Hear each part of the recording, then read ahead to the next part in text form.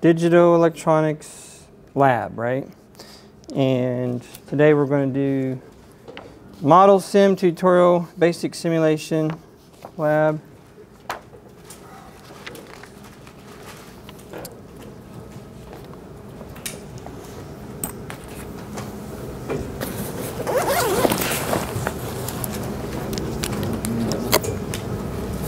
Go ahead and pull up ModelSim if you've got your computer. Make sure the computer's on and pull that up.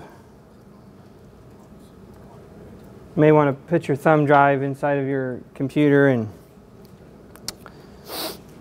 make sure you can save your files to that. Corey, where's Corey at? Is Corey here today? Huh?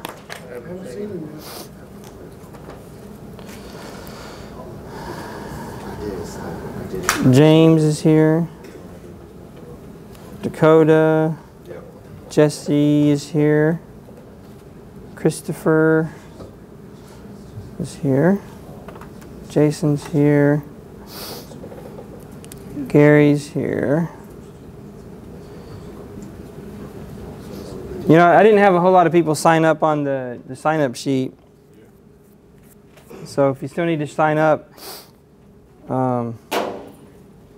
check the sign-up sheet. Lucas is here, and Donald is here, and Kevin is here, and Tyler is oh, he's here? Yeah, he's here. Clarence. Okay. Are we going to create a new folder to put the ModelSim stuff in? Yeah, well, to keep it in, I would just keep everything in Altair Projects if you have that little folder. Keep everything in there. I'll show you what mine looks like just so you can see it. Digital, I keep everything in digital, and then up here at the top, Altair Projects. I put numbers on mine, like, you know, 0, 1, 2, 3, just to tell me what order I did them in. So you can see here, Basic Verilog Sim. That's the folder I created for today. Basic Verilog Sim. And what you're going to do is you're going to go to Moodle to get the files for today, but you have to create your own folder. Basic Verilog Sim. Fact.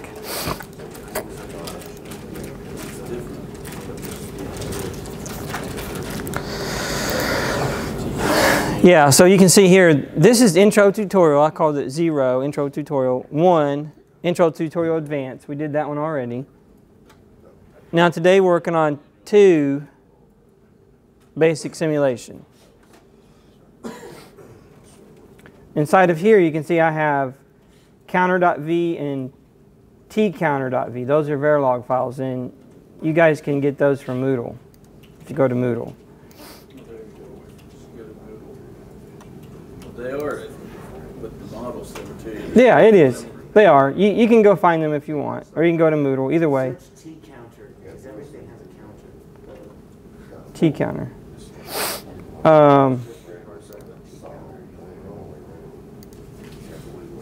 Open ModelSim. I go to create project.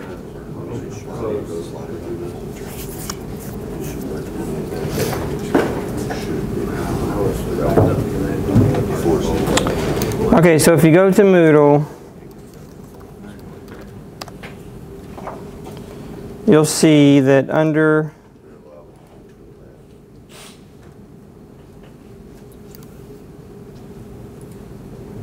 the website page, that under Lab Intro to Verilog and VHDL, we have, of course, we have the software. We have the tutorial. If you want to pull that up, that's fine. Or you have the printout. Who does not have a printout? I've got 2 extra. I got 2 extra. Everyone has it? Okay. Of course, you can pull up this. That's the same thing. You got the software that you can install on your computer, which, did we load that last time? We didn't. Oh, we did. Well, you guys can download this on, those guys who have laptops, you can download on your laptop. Well, for the class, we do have it installed on the computers in class. That's one of the things I had done right before this class met, before this semester.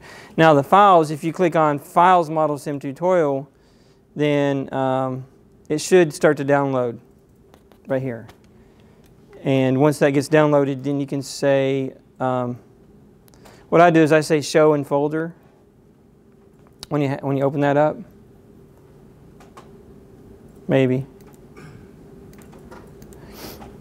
Show in Folder. And then I usually cut it out of my downloads, and then I paste it wherever you want to paste it. And then of course you have to unzip it. So in this case you could paste it in your Altera files, courses, digital, Altera projects.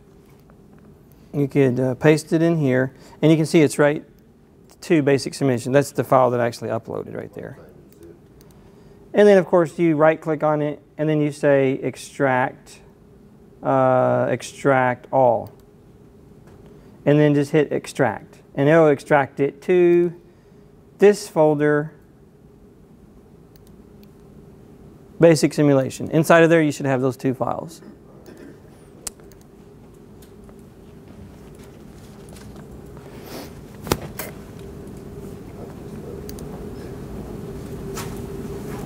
And if you open this file, if you actually say, let's see, save link as, then you can download it wherever you want. You can put it on the desktop if you want. Tutorial. And then if you go to your desktop, then you'll have that file right there. Oh, that's an HTML file. I don't want that one. I want ModelSim tutorial. Okay, I can save it. Save it to the desktop. Save. There we go. Now you can open up that file. If you open it up in a browser, then you're not really going to get all the tabs on the side. That's why I would open it up in Adobe Acrobat. Because if you open it in Adobe, then you get the nice little bookmarks onto the left side, which makes it nice. And you can immediately jump to Chapter 3, Basic Simulation.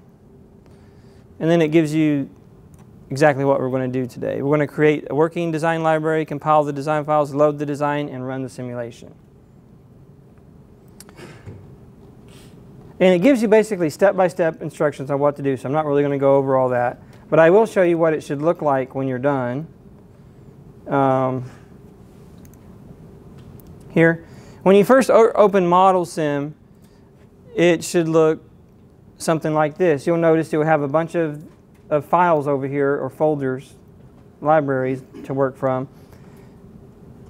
But what we're going to do, the very first thing it's going to tell you to do, so you don't have to write this down or anything, but you're going to say File, Change Directory. You want to change the directory to where your files are located.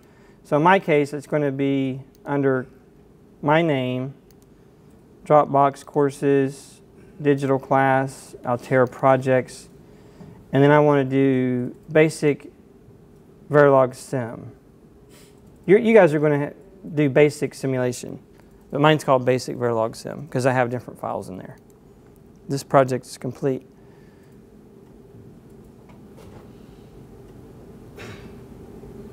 And when it's done, it'll have a little work directory right here. And if you click on the plus symbol, you can see your two files in there, counter and test counter.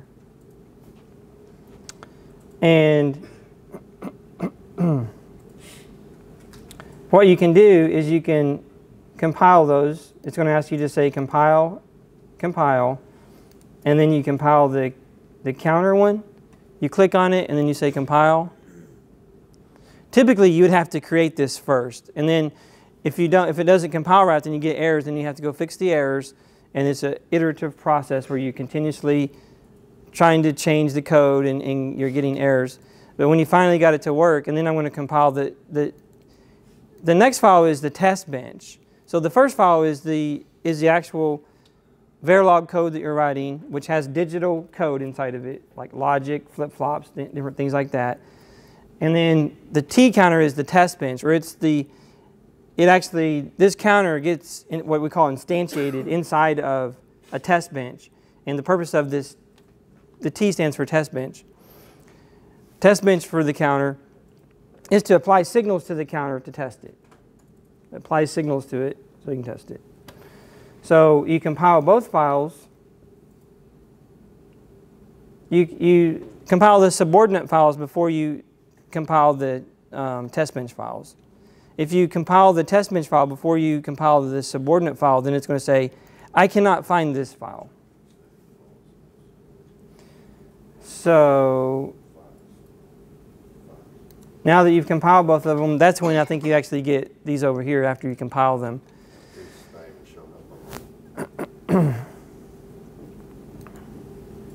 And then once you do that, then you can double click on them.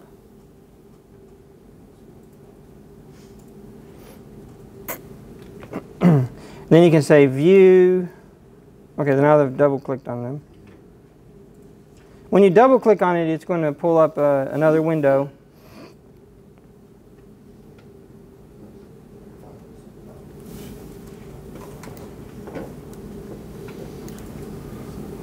Okay. And can you guys see that, or is it kind of blurry? Okay, this is probably a lot better.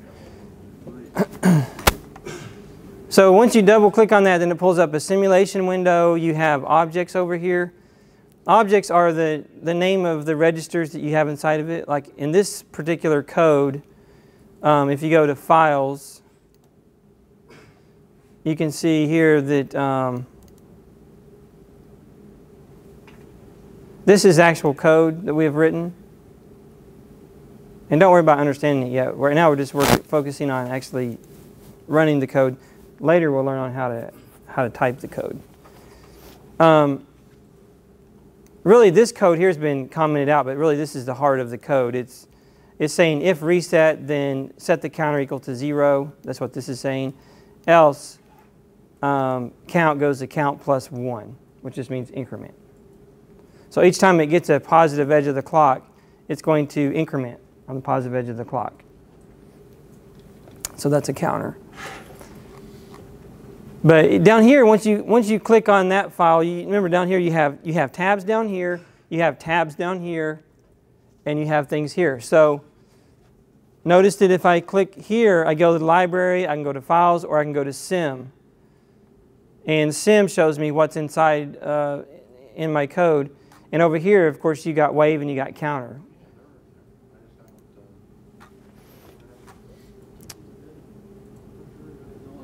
Now, if I go back to my files,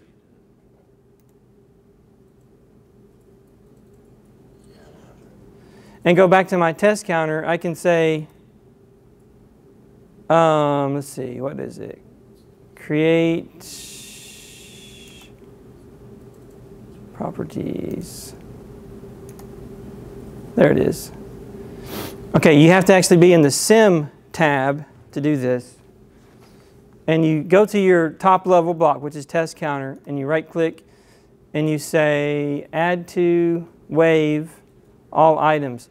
What I want to do, this is the wave. This is called wave. This is how you can view your signals. So what we want to do is we want to add some signals to our waveform over here so we can run the simulation. So in order to do that, you can add all of them. So one easy way is just to say add to wave. You can do a list of items, or you can do all items in the region, or all items in the design. So I'm going to do all items in the region. It's going to add everything over here. So that is, you have clock, I have reset, I have count. Okay, so now I'm ready to do the simulation. Oh, also notice here that right now I have my counter. If you click on this plus sign, it's going to break out every single bit. So the bit 0, that's the least significant bit. And this is an 8-bit counter. So it's showing you every single bit. Up here it's showing you the combined bit. So up here in this little window, I'm going to type 100 nanoseconds. I'm going to type 100. That tells you how long it's going to run every time you click this little button, run. Notice you have reset, you have run, you have continue run, and you have run all. So I'm going to just hit run. What run's going to do is it's going to run for however much time you have listed in this little box here. So I'm going to hit run. It should run it for 100 nanoseconds. You can see that it did run down here. The clock started clocking. Where does that clock come from? Well, the clock comes from the test bench. If you go back over here to Files, and you go T counter, see, notice that inside this is the test bench. It's a pretty short file. That's all there is to it right there. What it's doing is it says, first it sets the time scale to 1 nanosecond. Module says, okay, this file is going to be called test counter. Okay, that's just the name of it. Register sets your variables that have memory. Wire sets values that are just wires. They don't have memory. It's just connections. And this right here is instantiating your counter, which is this design inside of it. See, this file is your counter. It's called module counter. Inside of T counter, you're instantiating or you're adding it to the design. It's similar to taking a symbol in a block diagram file and you're adding it to the schematic. It's instantiating or inserting it into the design. Now once it gets inserted into the design, what this test bench is doing is saying forever, after a delay of 10 nanoseconds, clock equals not clock. So what that means is if clock has a value of 1, I'm going to set it equal to 0. If the clock has a value of 0, I'm going to set it to 1. So clock equals not clock. That will create something that toggles a clock forever. And it's going to do it on a period of 20 nanoseconds because this is half of a cycle. So 10 nanoseconds, that's 20 nanoseconds. 1 over that is the frequency. 1 divided by 20 nanoseconds would be the frequency. And then what it's going to do, so this is one initial statement. Now this only happens once. Initial statements only happen once. Always statements always happen, continuously happen. So this initial statement only happens once. This initial statement only happens once. This initial statement says, create a signal called reset, initial value of 0. At 5 nanoseconds, set it to 1. At 4 nanoseconds later, set it to 0. So these are not absolute values. These are 5 seconds and then 4 seconds after that. So if you go look at the waveform, that's exactly what is going on. And if you right click, you can say zoom full.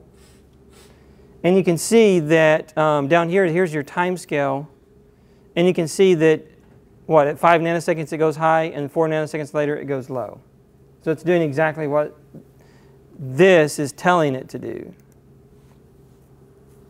And if you change this, then it'll change, and you can test it. If you want to change that number to 10, change it to 10. Actually, let's do that and see what happens. Okay. And then all you have to do is you have to compile. You just have to recompile that one because counter's already been compiled.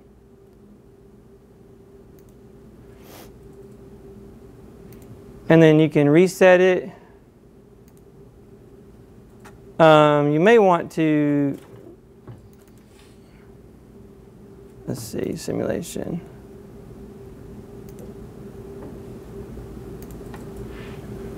Reset it, run it. See there how it changed? Do you guys see that? So this is doing whatever you tell it to do here. So you have control over what it does. But with the little clock that you have going here, you can see the clock. What's the period of the clock? 20 nanoseconds. 20 nanoseconds, which is exactly what you've told it to be right here. So Another thing you can notice is this. Notice that this is your counter, and you can see here that each bit it's breaking out the counter 1. Now this goes to 1 0, which is 0 1 0.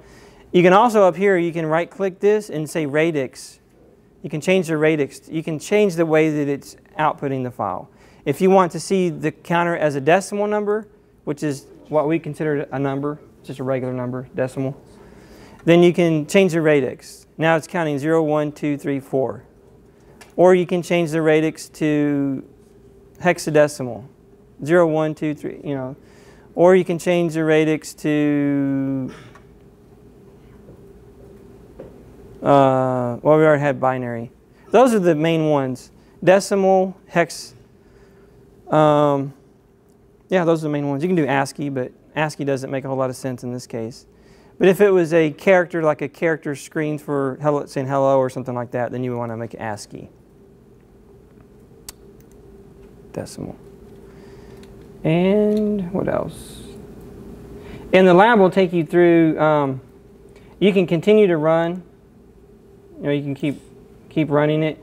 But notice that when you run it more, that, you know, you're going to have, if you want it to fit the screen, you have to right click and say zoom full, and it'll compress everything back down. And you can see that the counter is counting up. And when it gets to its end value, it's going to overflow. So you can also do run all. Run all is just going to run for a really long time and just continuously run. And then when you stop it, now if you say zoom full, you're going to have tons of data in there. Almost too much data to even view. And you can also, you can reset this. Let's reset it. And then run again. And then just do zoom full again. You can get back to where you're at before. And you can also come in here and you can set breakpoints. Like let's say that I want to set a breakpoint. Every time, a breakpoint is when it gets to that point, it's going to stop. So I can double click here, or I can actually single click there, and you get a little red mark, and that sets a breakpoint. Now you can say run all, or you can run all. It's going to run until it gets to that point, and it's going to stop. And then you can see here, see what's it doing over here. Let's do zoom, maybe let's do zoom full. Let's run it again. See, every time it gets to that, it just keeps stopping. Yeah, so it doesn't even reset, right? And you can see the count value over. Let's change the count up here to radix. Radix, we're going to do binary or decimal. Now watch this. I'm going to hit run all. Now watch up here the count value. 7, 8, 9, 10, 11. You have to hit it twice in order to get it to change. And then you can come in here and you can click it again and it unsets the breakpoint. Now if I hit run, it's just going to run forever. And if I hit stop, you can see up here the count value is minus 56. What I could do here is do radix unsigned. And that's going to be an unsigned number, which in this case is what it really is. It's an unsigned number. So it's 200, has a value of 200. And you can run it and stop it. It's just going to be some random value, 127, because it's overflowing. It's getting up to 255 and it's overflowing. So it goes 0, 1, 2, 3, 4, 5, all the way to 255, and then it goes to 0. And just keeps looping. But we're going to use this counter to make a motor driver. Because on a motor driver, you need to have pulse width modulation. You need to be able to set a signal low for a long time and then set it high for a long time. So we're going to use this counter to drive a motor.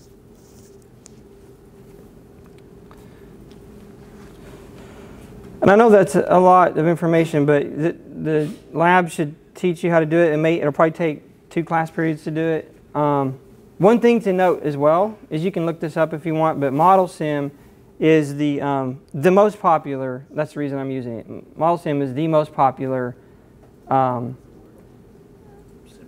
simulator for VHDL Verilog code for digital design on the market. The actual Industrial version of ModelSim is very expensive. In fact, it's so expensive that most companies are starting not to use it anymore because it's so expensive. Hundreds of thousands of dollars. But this version is free, and so you guys can learn how to use it. And this is a new development over the past several years. They've been opening it up for people to use in education. 10 years ago when I was in school, you couldn't even get a free copy of ModelSim. Yeah. So one of the reasons people love it is because it's so easy to use. You can see how quickly we're able to get up and start doing a simulation. It may take you weeks to learn, even start to use other simulators. So.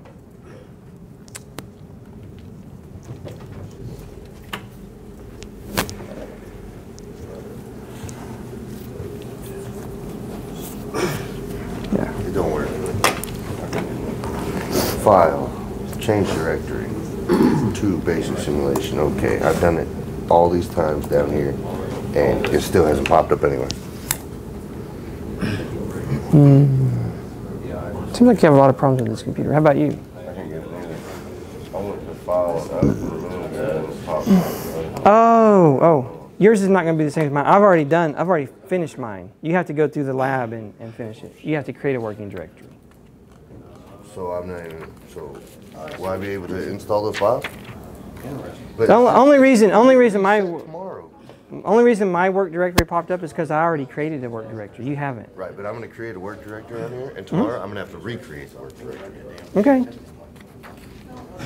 If you save it to your thumb drive, then it should save it. The lab tells you how to do it. So this is how you open the file and open the front. Open. Actually, just follow these instructions. Create a new directory and copy the design files to is that what you did? Yeah, it looks like that's what you did. Yeah, I copied it. Start by creating a new directory for this exercise. Okay. Start ModelSim. Select file, change directory. Select file, new library. Work, type work. Click OK. You have to follow those directions. If you follow those directions, then everything will work. This file here is not this. Not something Not entirely. this over there. Oh yeah, we don't. Unix? No, this is all that mess.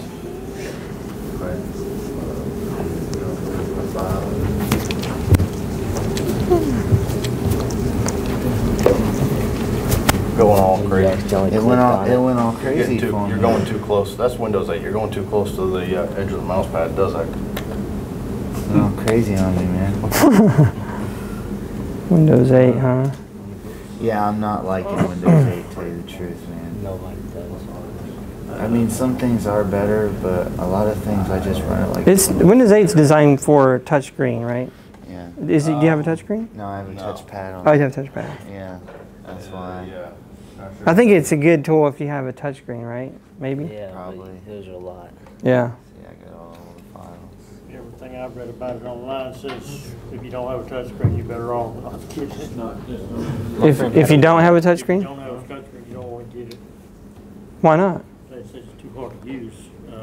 Windows 8. That's what it says online. I mean, I'm using it just fine You ever after had a a month. Windows phone?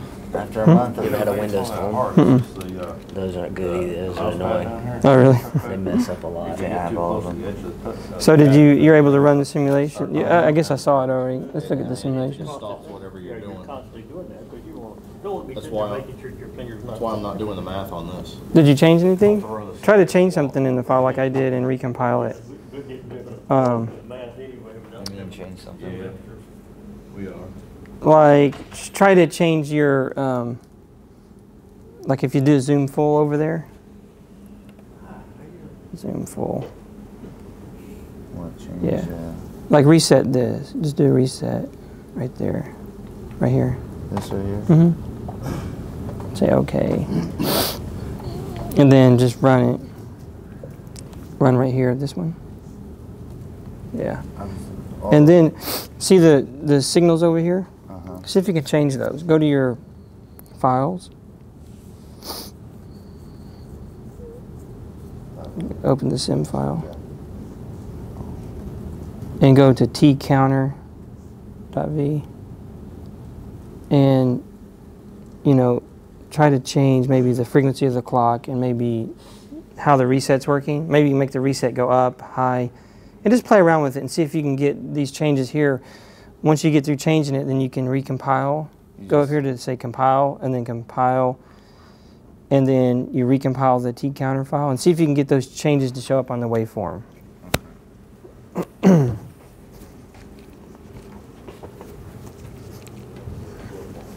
I'm going to go around in circles so that everyone gets help. I'll be right there. I'm Do you have trying any? to get Do my you, network up. you We had can't. it working last time, and now it's back to not wanting to hook to the internet again. So I had to Okay. get that straightened out first, so I can download the files. Oh, okay. You can get the files actually from. Do you have this download on your computer? ModelSim? Yeah. Okay. You can find the files if you look right here. Go find the installation directory of where it installed it, and then go to Examples, Tutorials, Verilog Basic Simulator, and the files are going to be on your computer already. Okay. Yeah. I've been waiting since I got in class for the sustained student. Oh, you got this thing? Oh yeah. Where'd you get that at? I went to the library. They said I could have somebody's. They said it was lucky or something. Oh, okay. Someone came in and paid for it? They just gave it to you? You had to pay for it? No, I had to pay for it. Oh, okay. They just said I could have it this time, but I had to pre-order anything. Oh, okay, okay. Well, if you need any help on that, just let me know. Have you started it? This. Oh, you're installing it. Okay.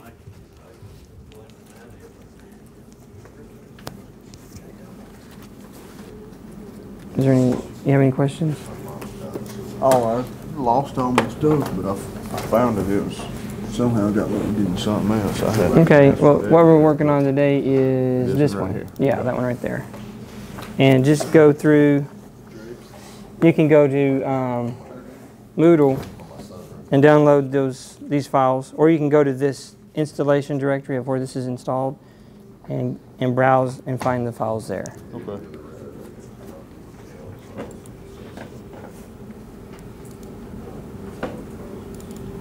You're downloading. Oh, you don't have to do that. Yeah, you don't have to do that. Let's see here. Okay, you've already got this up, right? Oh, you got it up several times. Yeah, I was kind of trying to get to this place where I can get this up. Okay, let's close all this out. Okay. Now,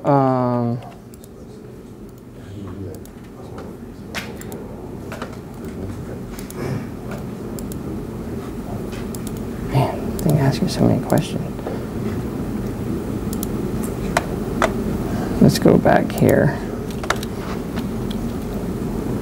This one right here. Software. No, just the files.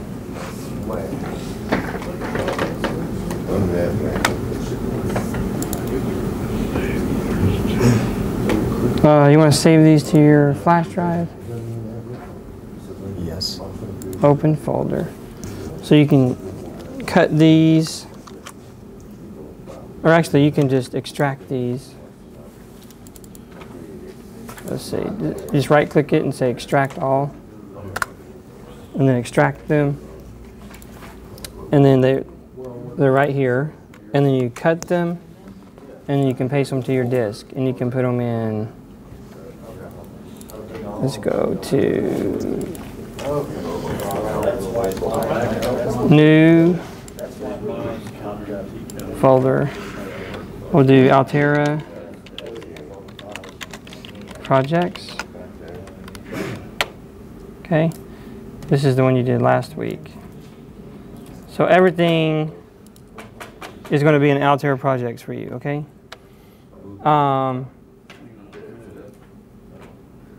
Yeah.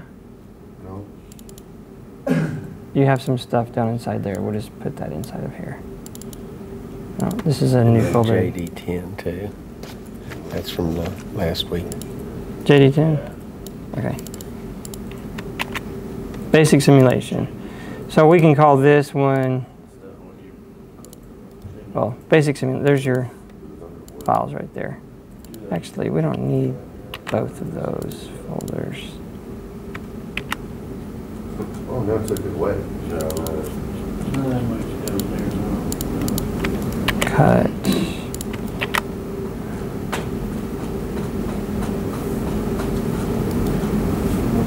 Yes. Okay. So, took out what you get.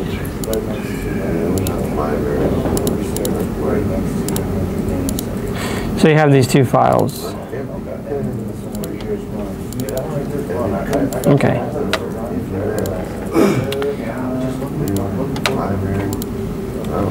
Now you can work on the project. What it's going to say, the very first thing it says to do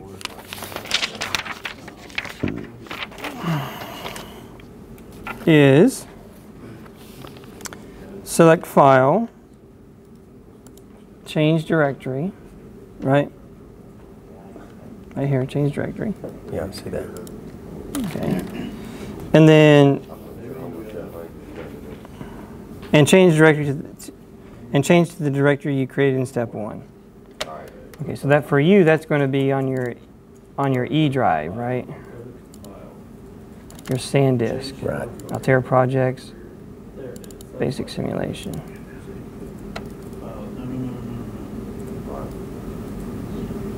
Okay. Okay, so you're done. Now you can continue working. I would just take a pen and maybe just you know, mark where you're at and just keep, you know, checking off each step that you do.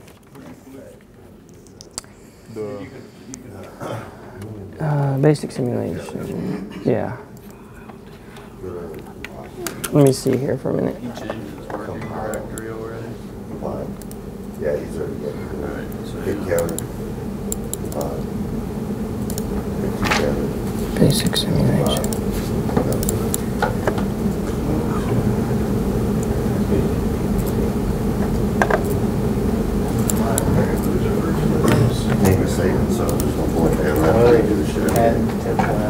Where's your files at? Is on your E drive? Yeah, that's where I saved it. Oh, okay, good, good. Okay, yeah. Now, so you're right here.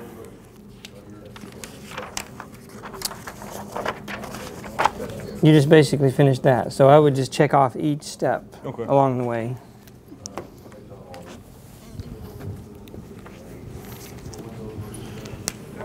How's it going? You got the files on your, oh, you got the files on your computer. That's good.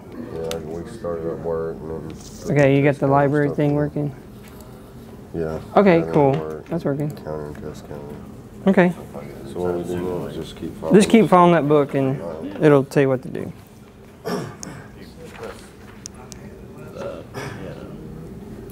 So Jason, are you done? Or are you working on it with him? Oh, you did it already? Okay. Well, and I forgot my book bag today. Okay. Yeah, I did Friday. Or whatever. Last time I was